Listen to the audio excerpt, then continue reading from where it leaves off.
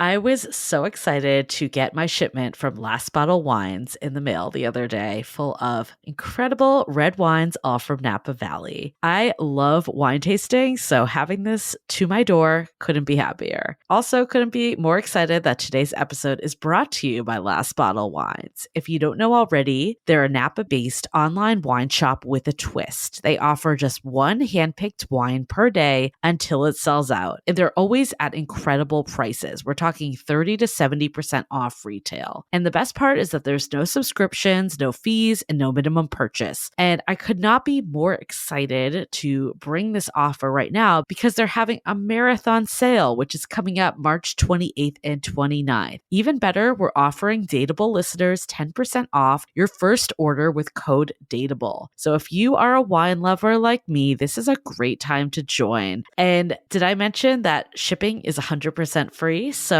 what are you waiting for? Mark your calendar for March 28th and 29th, or get on it earlier if you want. You can sign up at lastbottlewines.com and use code DATEABLE and find out why Last Bottle is the most fun way to discover and buy amazing wine. We are so thrilled to be partnering with Hinge. Hinge is the dating app designed to be deleted. As you all know, I'm a huge Hinge advocate as I met my partner of almost 3 years on the app. Even before meeting him, Hinge was always my go-to app because I met more relationship-minded people here and had some great dates. Clearly, I haven't been on the app for a little while, but I re-downloaded it to check out some of the new features. One that stood out to me was the voice prompt, my best friend's take on why you should date me, where your friend can hype you up. Not only does this make the profile creation less daunting, but it's not always easy to see your own green flags. So to test it out, I asked Yue some fun prompts to get her take on what I could put if I was dating again. So the first one, how long have we known each other? What was your first impression of me and how has that changed? Julie and I have known each other for almost 10 years. My first impression of Julie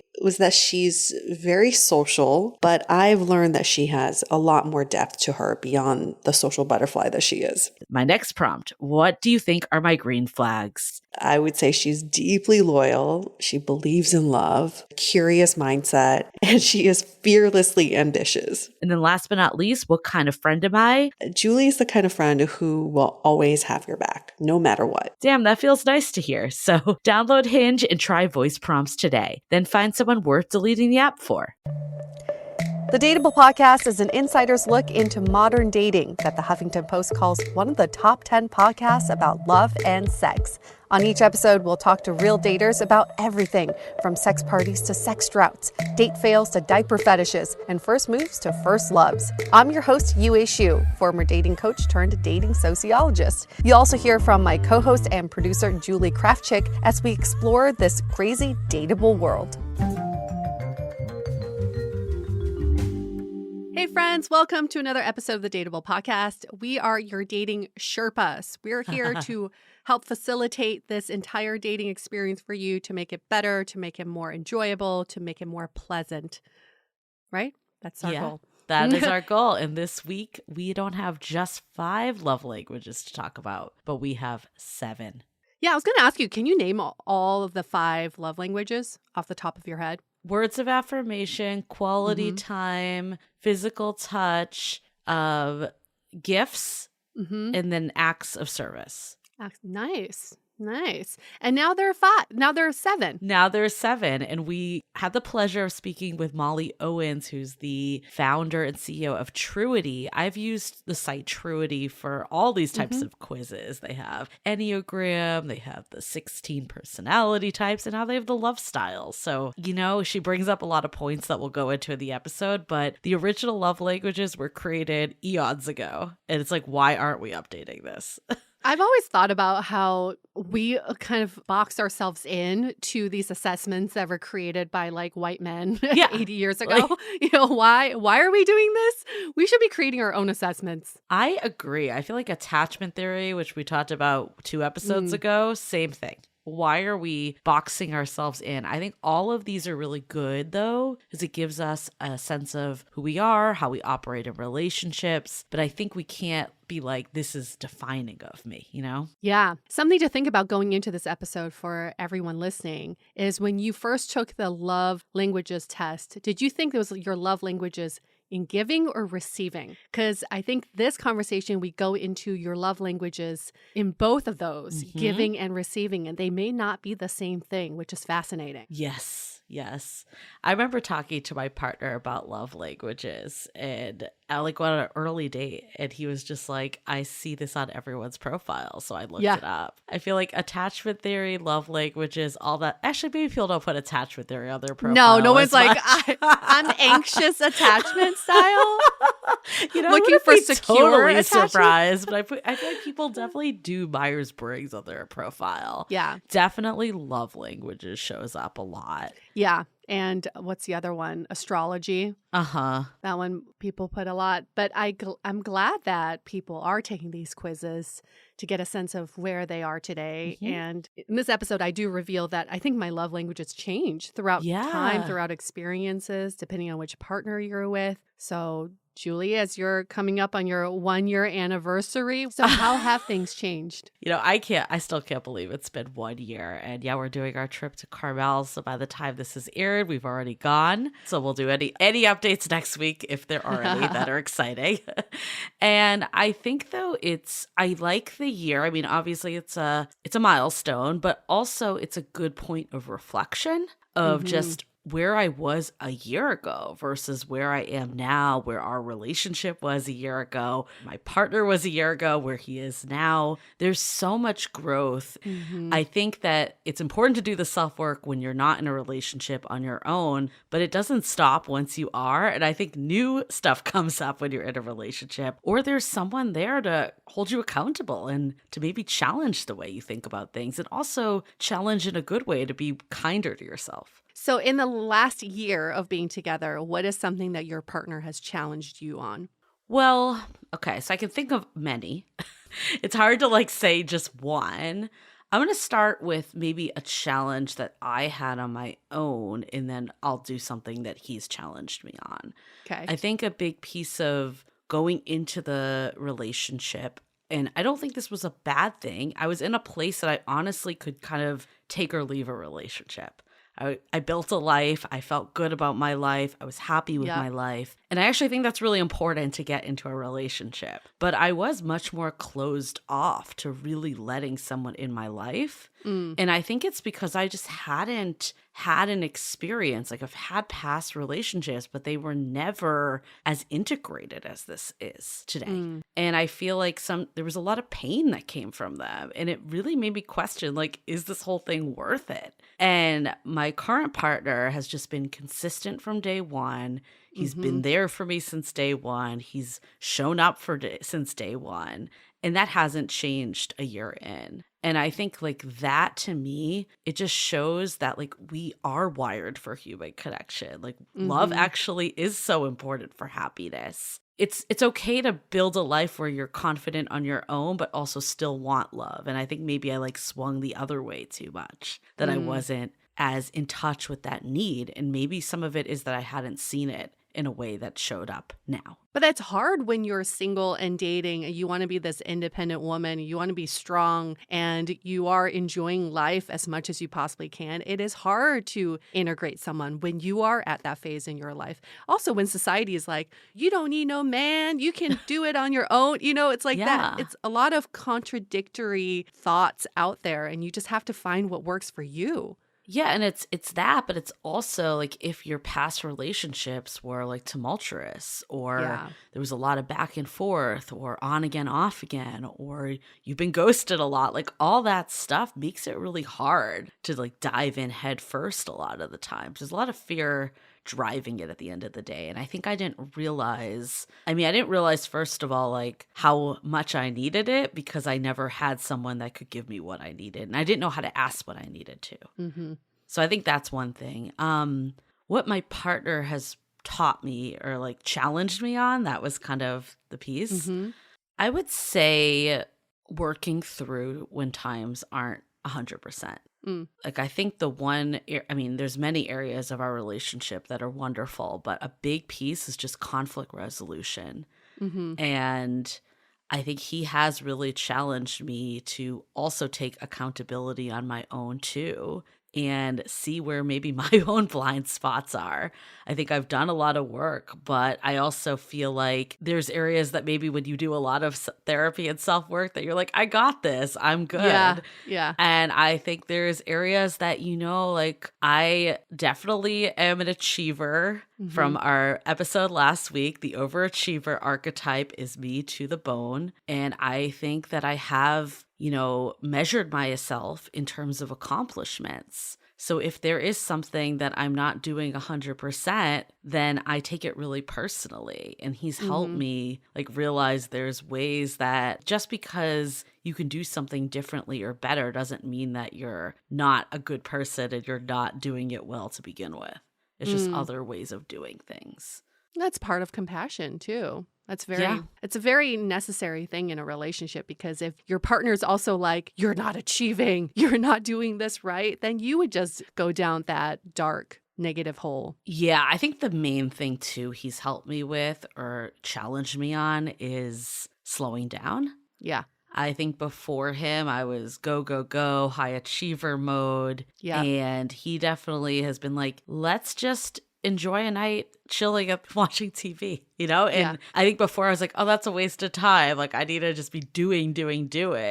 And while we do still do a lot, I think we do need that downtime. And sometimes that downtime can be where a lot of memories are created when you're doing nothing. We used to call it the Sunday test, right? Yeah. Or the couch test when there's no external stuff going on to make this an amazing date or amazing time. It's just you chilling. and your partner. And that I think I've really embraced a lot more since being with him. And this kind of goes back to when we talk about like the first couple dates, how some people emphasize so much on the activity. Oh my gosh, we went to the museum and then we did this thing and it was so incredible, it was so unique. When you focus so much on activities in early dating, you don't know how to hang out and just be.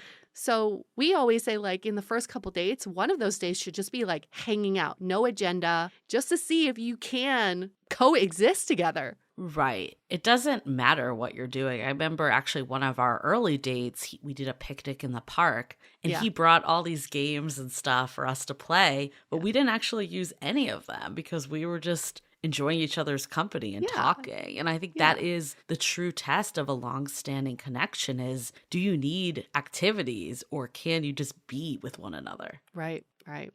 Love that. Before we get into it, some announcements. You can always follow us at Dateable Podcast on Instagram, social media. We're doing this new segment, Brunch Talk, every Sunday, and you can email us your questions, DM them. We're getting so many questions. We have a huge ass list of topics and we're slowly going through them. But, send in your question. We're also kind of looking too of what are the common themes that we're getting, which will also prioritize which ones we do. So tune in on Sunday. Make sure you subscribe so you get all these episodes first and share this with a friend because, everyone can learn from this. Okay, let's hear it from Molly.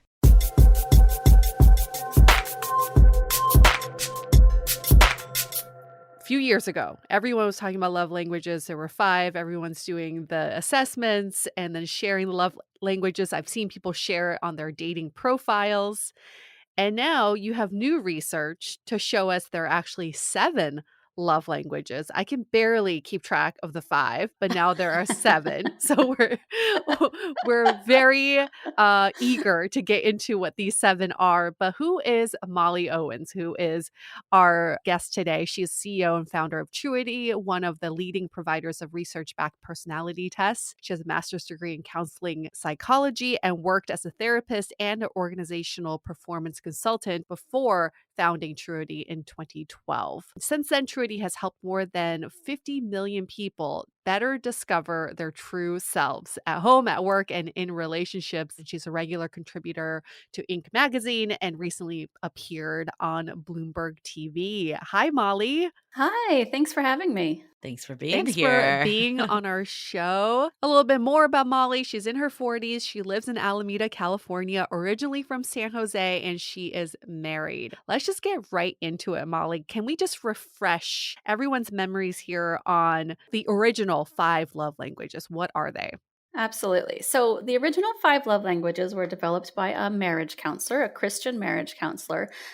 He was doing work with couples in the 80s, and he came up with five love languages that he observed kind of in his work with couples that kind of defined the way that people wanted to receive love from their partners. Acts of service is one. That's kind of, work around the house, words of affirmation, which is saying thank you and giving your partner compliments and appreciation verbally. Physical touch, which is, hugging and kissing as well as sex. Receiving gifts. That doesn't have to be a big gift. It could just be a little token of appreciation. Your partner goes to the grocery store, they bring you your favorite snack. And then finally, we have quality time, which actually they found was the biggest love language, the most popular love language for the most people. And that has to do with spending time together and also just focusing in on your partner. So if you're watching a movie together, really connecting with that movie and connecting with your partner instead of also being on your phone would be an example of that today. So quality time is not just the time, but also the attention. So those are the original five, and those are the ones that Dr. Chapman laid out in his book. Do you know what motivated Dr. Chapman to even do this? And this was done in the 80s and early 90s, which was, quite some time ago before so much has changed in modern dating since then. Yeah, it was really his perspective, I think, on how he worked with couples. And he had a very sort of positive strengths-based attitude towards working with couples. And I think his philosophy was that people were trying to connect, but they were just missing each other. And love languages was the way that he interpreted that. That people were trying to show how much they cared, but those actions and behaviors just weren't landing with their partners because they were speaking different languages. And that brings me to my next question, which is how we receive love is different than how we show love. Do you think that the five love languages is really just about receiving and not so much about giving? Yeah, that's an interesting point because when we developed our assessment, we actually dove a little bit more into that issue. So originally with the love languages, it focused a lot on figuring out what you wanted to receive and how to show love to your partner based on their love language. But it didn't really go into what's your kind of go-to love language for showing love to other people. And that may or may not be the same language that you want. For instance, my love language is appreciation. I love for people to kind of give me compliments, say thank you, really recognize me when I've achieved something. But when I'm trying to express love to somebody else, my go-to is to make them their favorite meal, which is more of kind of acts of service in the original love languages, or what we call practical in our system. So that's a good maybe segue, because I'd love to hear what everyone's love languages are. I mean, I retook the quiz today, the original quiz, and we also took your new quiz as well. Great. From the original quiz, I actually got words of affirmation was number one. I think quality time was next for me, then acts of services. And all of those, words of affirmation was the most, but the rest had weights associated with them too. And then I got 0% for gifts, which was really interesting. What about physical touch? Oh, physical touch was in there too. Sorry, I had words of affirmation, quality time, physical touch, acts of services, and then 0 on gifts. Interesting. So originally they found that when they researched the 5 love languages, that receiving gifts was actually the least popular one back then as well. And I think that it's become even less important as time has gone on, that kind of financial transactional aspect to relationships.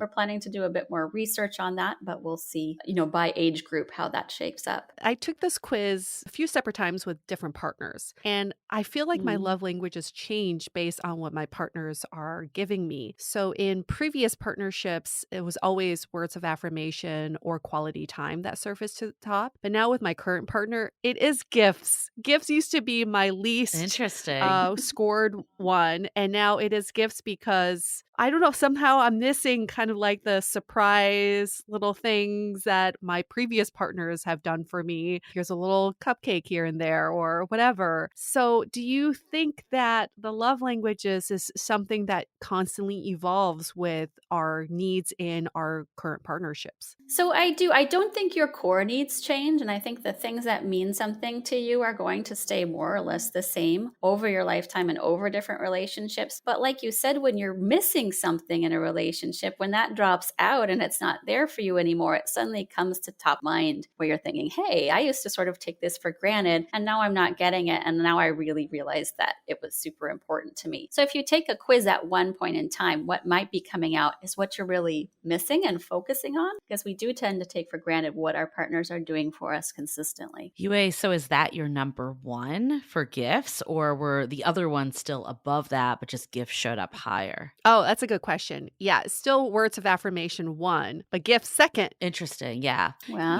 I think it's some of it because I actually noticed for me, acts of services was higher. And even when I'm taking the quiz, I think subconsciously I'm thinking like that's not that important to me. But when my partner does it, it actually is really important to me. And I kind of feel like it's either what's missing, but also it's almost like we get greedy. Like, for instance, I feel like physical touch is not a problem in my relationship. So I almost feel like it went down in my needs because I'm like, oh, I'm already getting this. How do you not feel greedy by wanting like all of them? You can have all of them if you want, or you can want all of them. I mean, the great thing about the love languages is it's just a starting point for really understanding what you want. So we have these 7 broad categories, but within each category, there's specific actions that will really make you feel loved. So if we're talking about the practical love style, which is very similar to the acts of service love language, that's all about pitching in with practical actions around the house or just in daily life. For you, that might be making a meal for you. Mm-hmm. For somebody else, it might be cleaning. It's not going to be cleaning for me because I don't even notice if the house is clean. So that's not going to make any difference to me whatsoever. But if you're a very food focused person, maybe it's bringing you your favorite treat. Mm-hmm. It might be driving you to the store if you hate driving. It's very, very specific. So it's not about, I need everything in the universe. It's about, let me use these sort of 7 broad categories to better kind of drill down into what's really important to me and what really makes a difference in how I feel. I want to go back to this idea of giving and receiving. And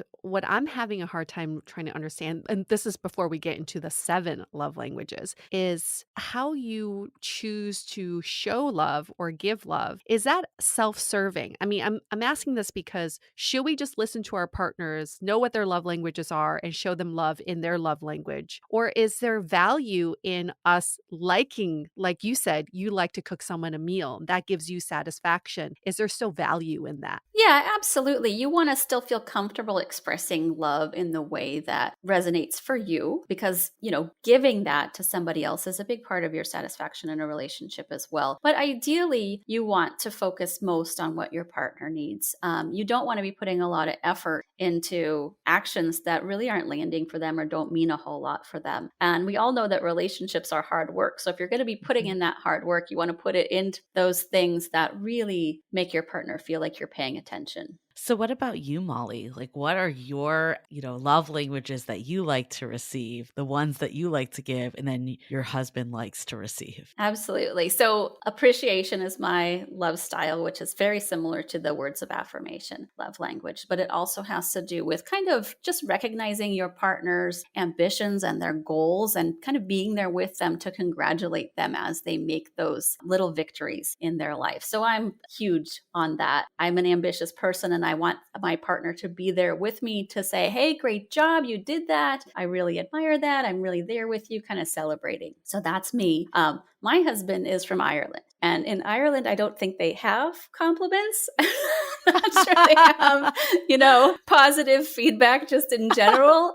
So when we first got together, I was kind of, in that mode where you kind of give what you want, kind of noticing what he accomplished and saying, hey, you're great at that. And it felt absolutely flat. Like that went just nowhere with him.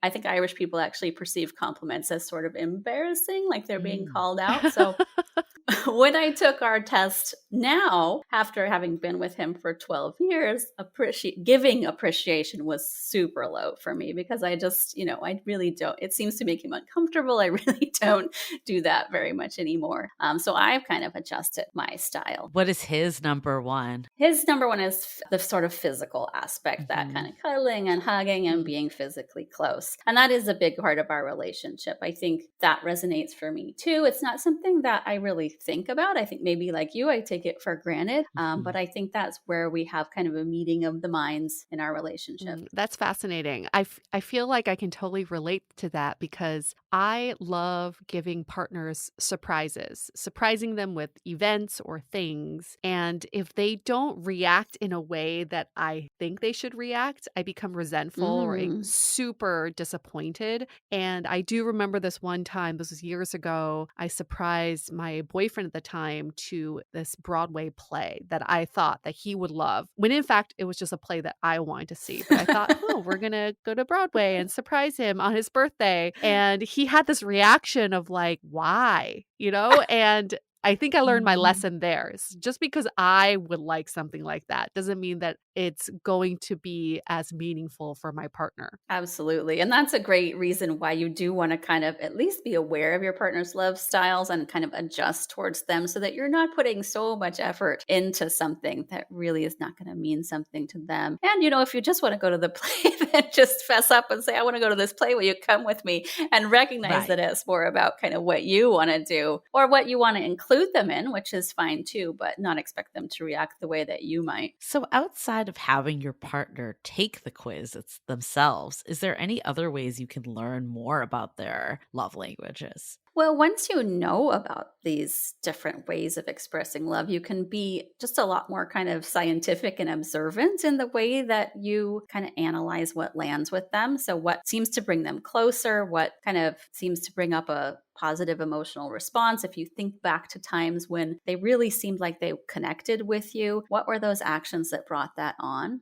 So if they're, too stubborn to actually take the test, this can still give you a framework for sort of understanding, oh, that really seemed to work for them. Maybe other things in that same category would work too. And is it too early? Like, when do you think it's too early to bring up love languages on early dating? Like if you're out with someone brand new, is profiles okay? Or do you think it's too much?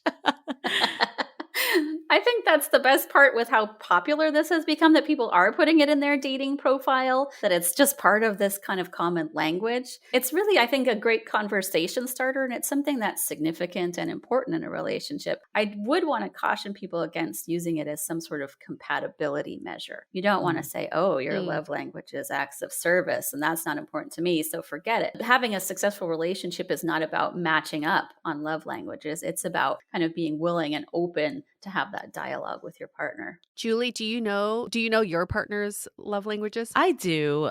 Mostly physical touch is number one. What's interesting is that he actually saw it so prominently on dating profiles before we met that it inspired him to take the quiz. So it was just everywhere. Oh, really? Yeah. Do you know your partners? A physical touch, for sure. Do you think like all men are physical touch? Because it seems yeah, that I know. way. I was going to say, maybe.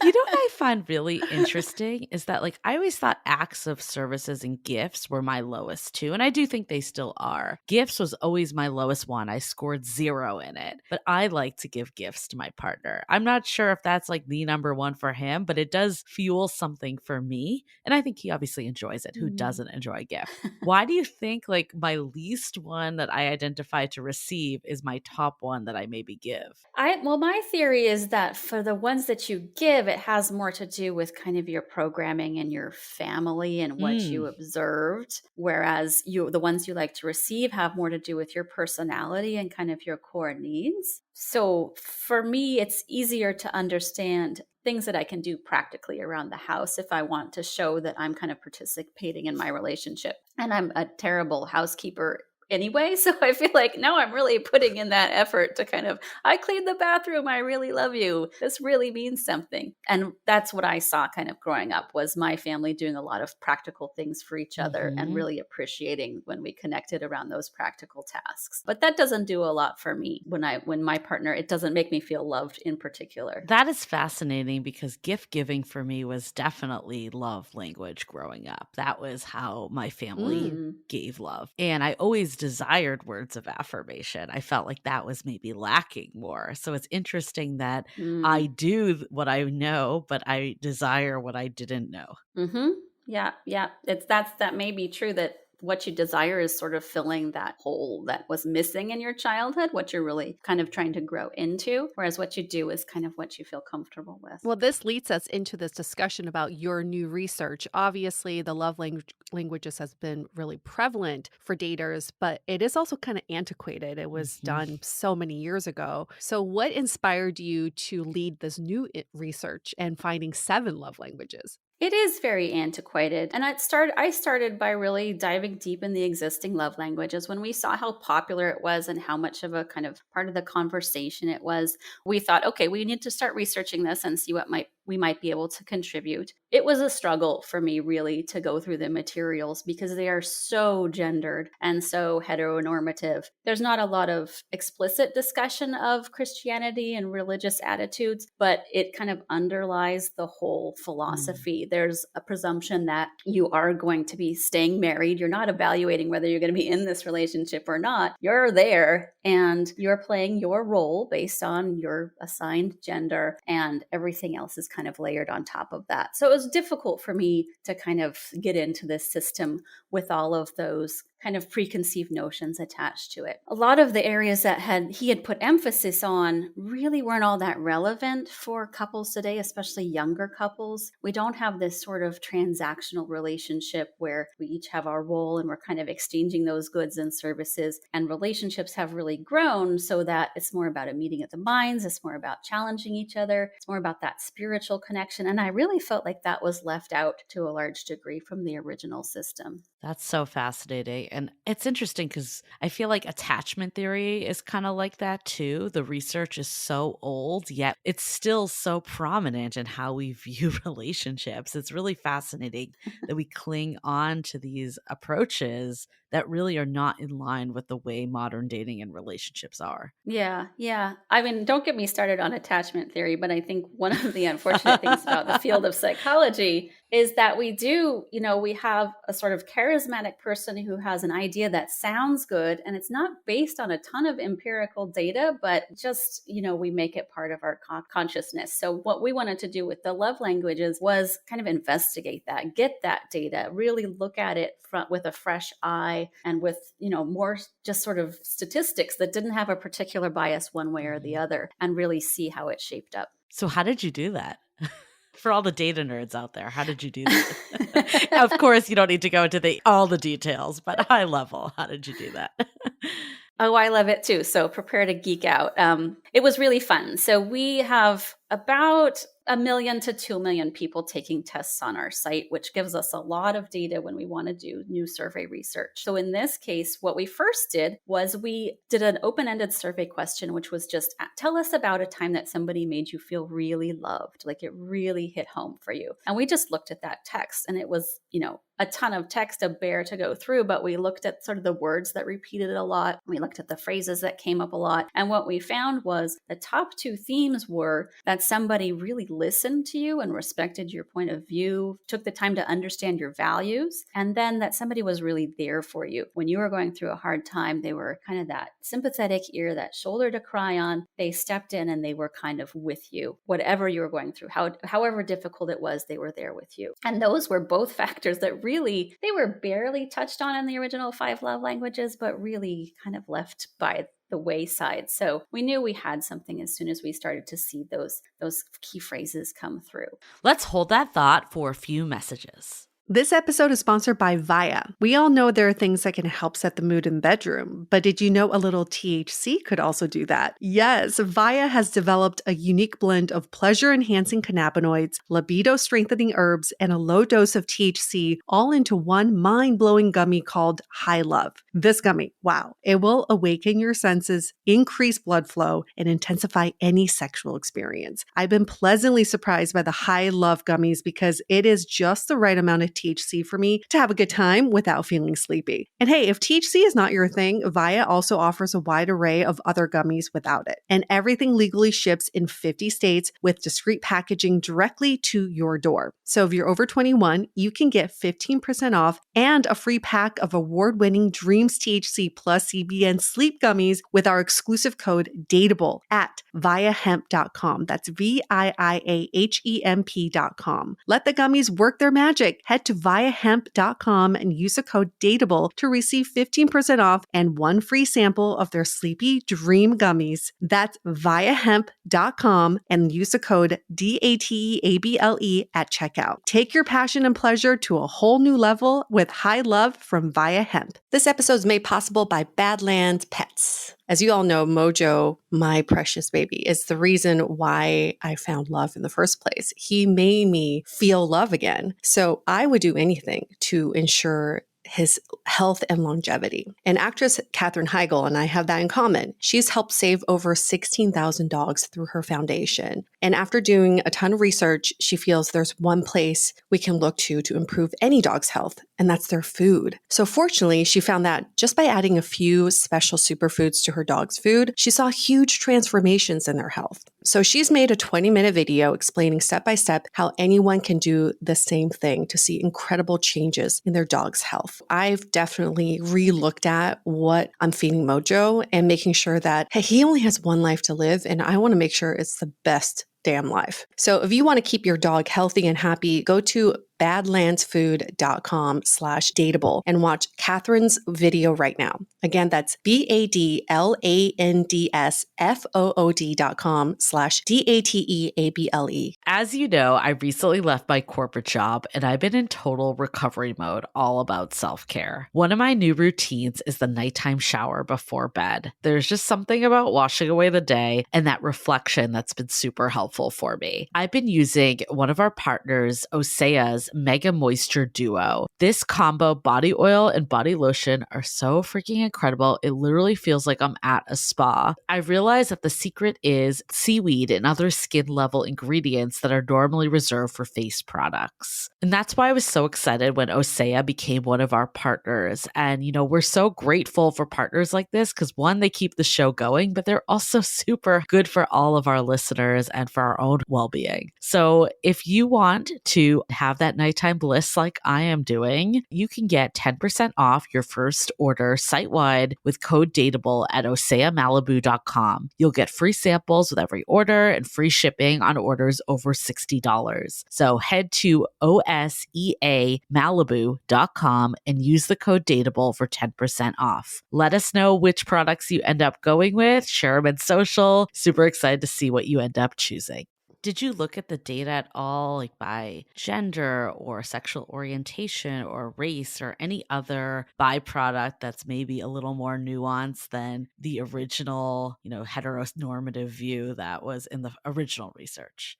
A little bit. We've just started that. I'm really excited about launching this as kind of an official test. Now that we have kind of refined it, we're kind of putting it out there as this is a sort of validated assessment that you can take. And that's when we expect a lot of people to start taking it. And then we can kind of survey people on, what's your gender orientation, what's your sexual orientation, what's your age group, all that sort of stuff so that we can slice and dice. We have looked a little bit at gender. I was wondering if love languages would differ a lot between men and identified men and women. So far, we haven't found huge differences. So that's interesting in itself. But we'll definitely dig into that more when we have more data from the official assessment. Well, we both took the assessment or at the current version of the assessment. And what I found really intriguing was the fact that the 7 love languages that you've come up with are categories of languages versus the original, which are very much action-based, acts of service, words of affirmation, things that you do. But the 7 categories that you've come up with, there could be multiple actions in those categories. So I would love to hear more in depth those 7 love languages that you came up with. Yeah, absolutely. So really, I think because we took this sort of empirical process with it, we did try to kind of take all the data that we gathered about what people said they wanted and see which buckets that feedback fit in. And that's how we came up with the 7. And there was some kind of back and forth. I wasn't sure if sex would fit in the same bucket as just snuggling and kisses and hugging. So that was a big question in my mind. As it turned out, it did, which I was actually a bit surprised at because from my perspective, you could be very into snuggling, but not a particularly sexual person. But again, kind of looking at it empirically and doing that statistical analysis, analysis, more or less it all fit together. So that's something that we came up with as we were doing our research. And we took the same approach with all 7 categories, just looking at what behaviors went together, where we could make those connections. So in our system, we do have kind of 5 love languages that are roughly equivalent, but a little bit more sort of broader and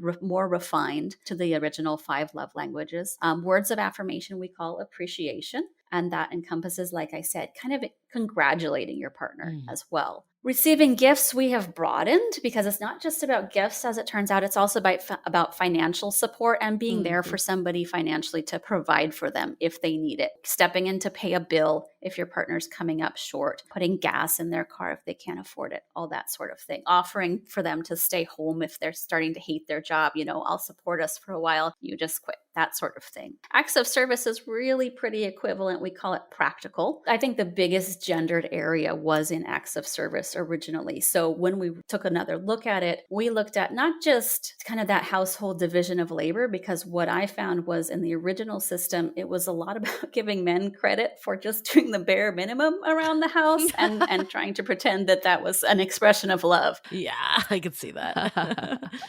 So I don't think that really flies anymore. Certainly that's still an attitude we're all trying to get away from to some extent, but I don't think we want to make it kind of the foundational belief of our system. So when we sort of outline the practical love language, it's more about stepping in to do things that are not expected of you, taking on your partner's chores, making sure you do the things they really hate to do, that kind of going above and beyond. And we wanted to be really clear about that. And then did physical touch you brought up already, right? Physical touch is pretty much equivalent. It's, like I said, we looked at snuggling versus sex. We found it was pretty on par with what the original love language looked like. And then quality time, we found was sort of the grab bag for everything else. So we have it basically broken down into 3. Activity is one, and that has to do with doing things with your partner, joint hobbies, joint interests, planning a vacation with them. Anytime that you are planning time with them and really the goal is to do something you both enjoy and really connect around that. And then the 2 love languages that are really pretty new are intellectual, which has to do with kind of connecting on a mental level,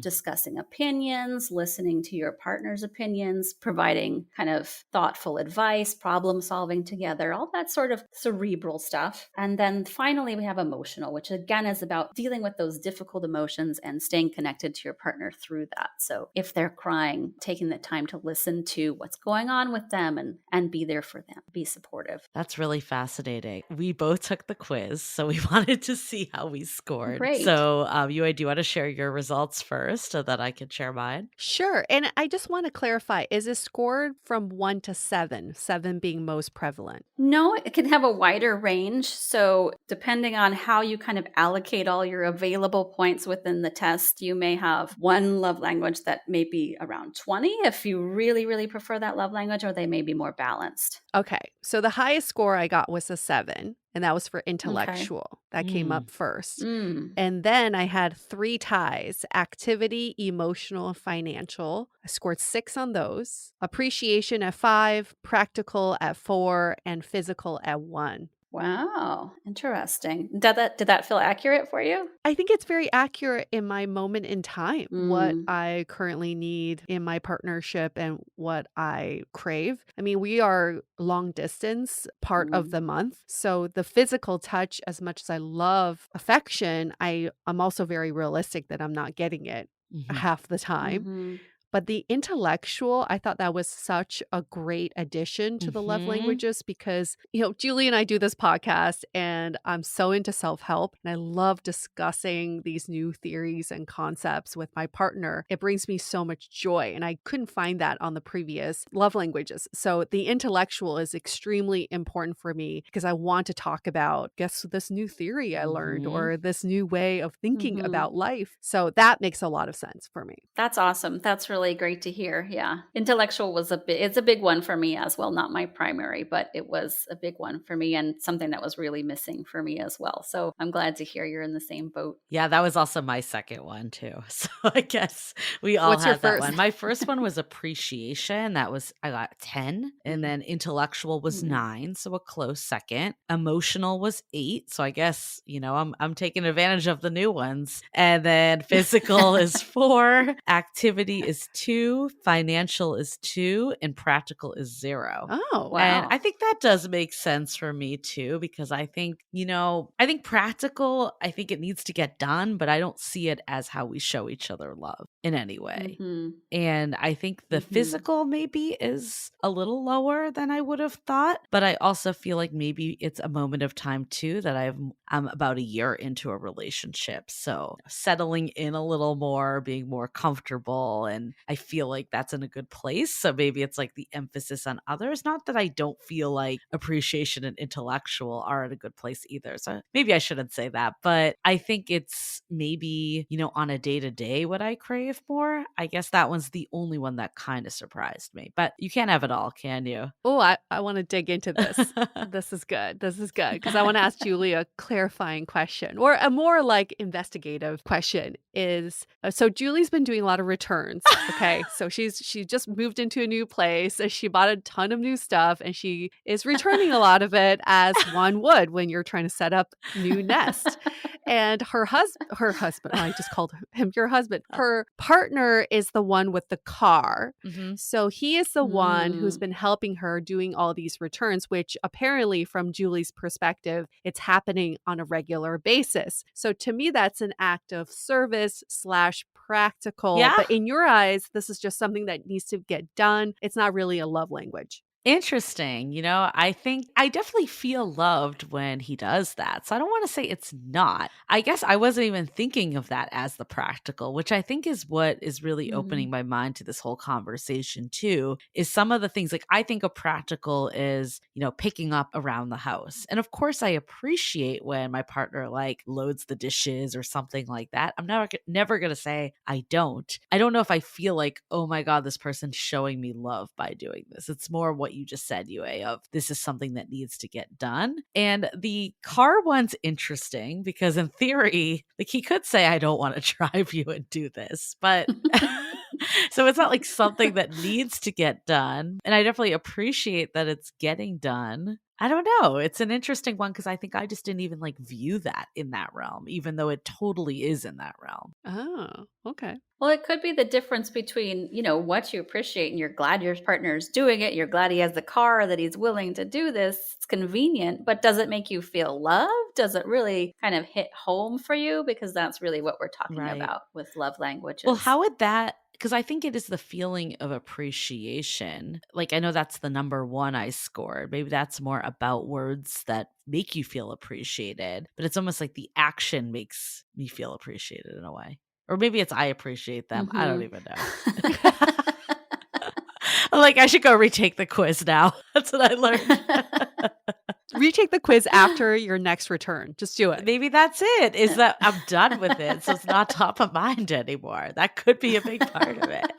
Or it could just be something that's sort of functional for you, right? I mean, you want your partner to help you around the house. You want them to have a job and pay the bills, but you don't necessarily think, oh, yeah, now I really feel loved and connected because they're doing these things. There are so many levels of relationships, and some of them are just very practical and functional, but that may not be what you connect with emotionally. Yeah, I think that is what it is. It's obviously those need to be there as a baseline, but they're not going to be the ones that I'm like, oh, I feel warm and fuzzy inside.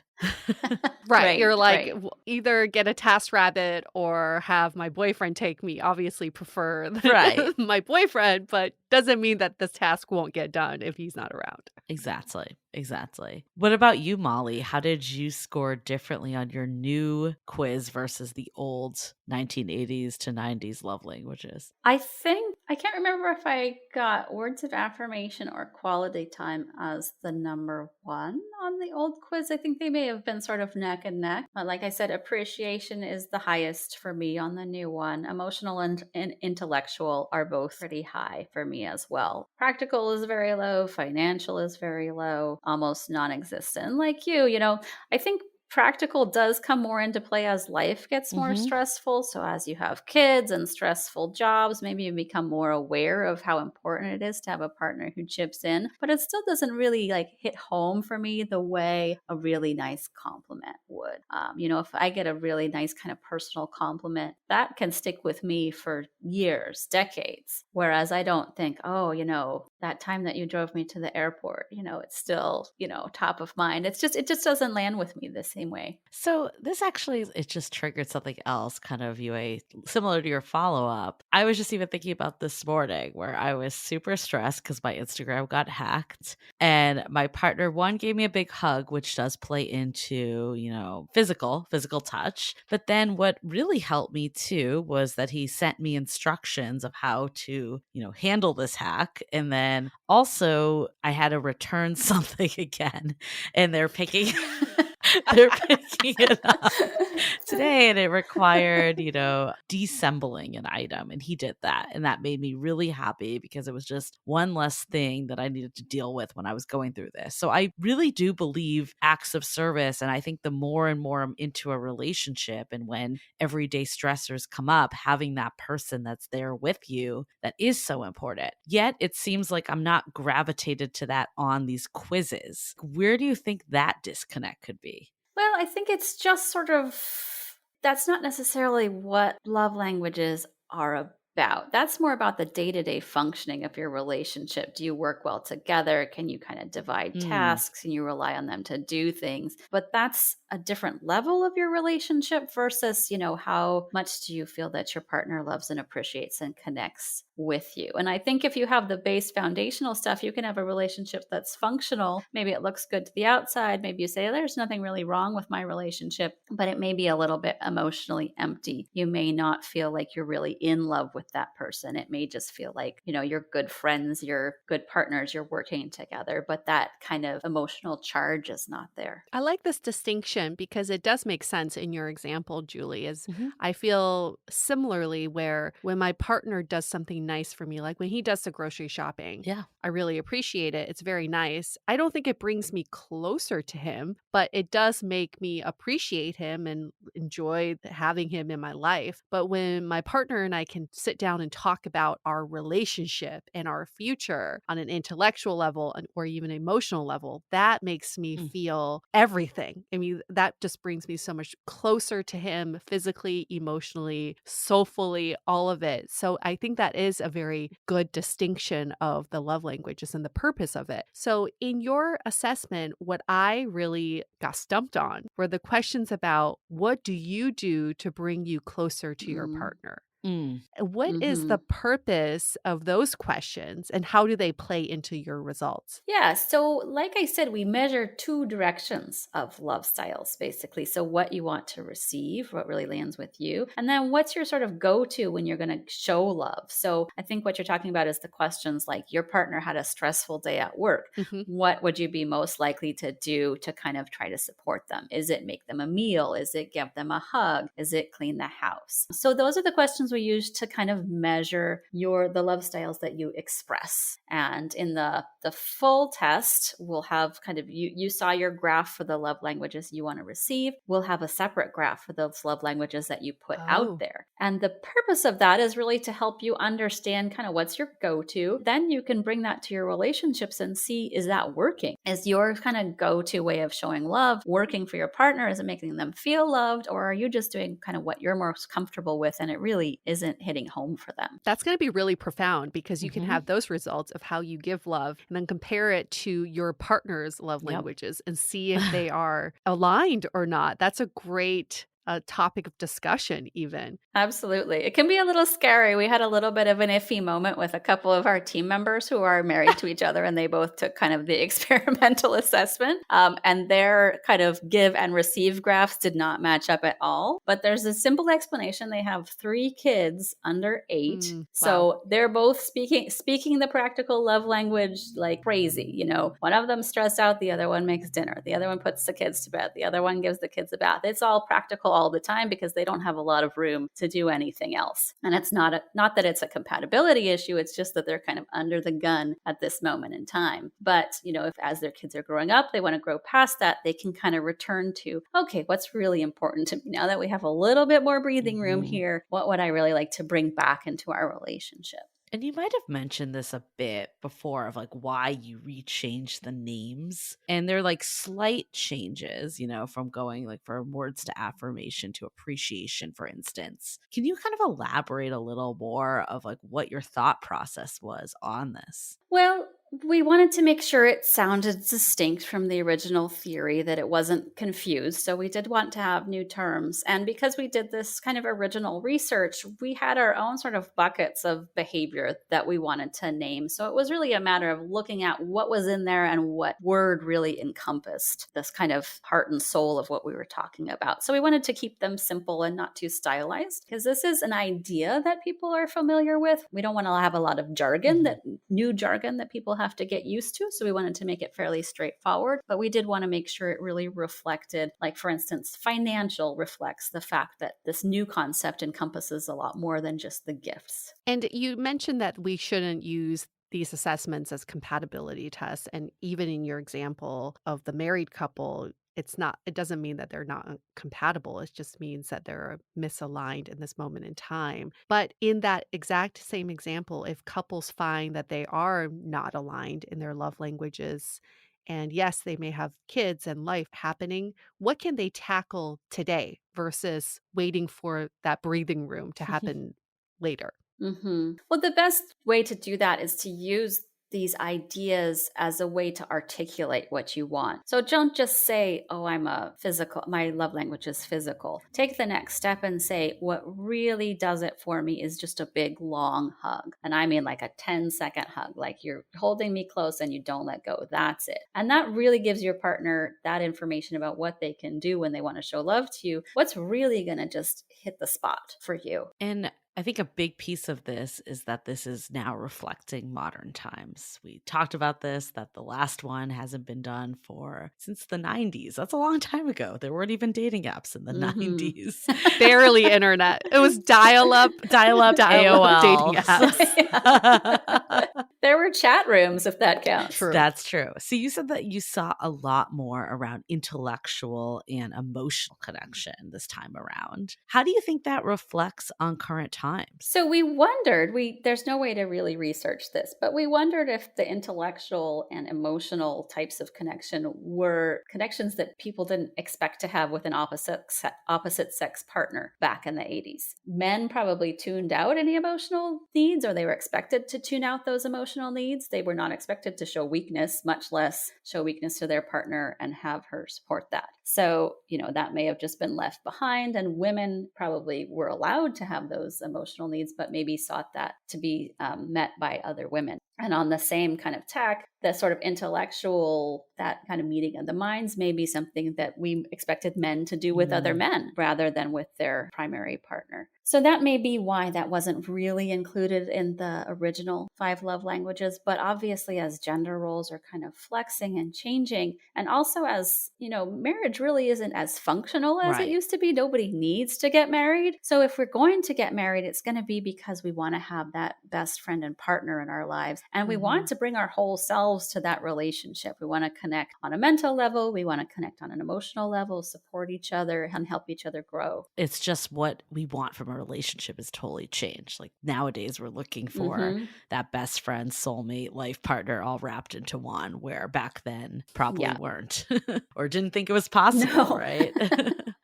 Right. In some ways, that makes relationships a lot more complicated. We're asking for a lot more, but we're also able to bring our authentic selves to relationships. We can be who we are instead of having to play this Ward Cleaver or June Cleaver role and kind of fit ourselves into that. So if that is the case, what can singles do with the results? I'm sure we're going to have a lot of listeners who want to take the assessment. They're not coupled off. What can daters do with this information? So it's great to take before you get into a relationship, because then you're so much more aware of your needs and so much more able to kind of manifest that for yourself. So taking the assessment, thinking about your past relationships, or even thinking about your relationships with parents or siblings or friends and what they have done that really connected for you, really made you feel loved and appreciated. And use that as kind of your guiding light when you get into a new relationship, or if you're kind of evaluating potential partners, kind of something to measure that against, to see, is this really fulfilling for me? Why is it fulfilling? Why is this working for me? Why is it not working for me? And again, not that it's a compatibility issue, but just that now you have the language to talk about what you're looking for and why that's what you need. And we've clearly talked about couples and how they can use love languages, but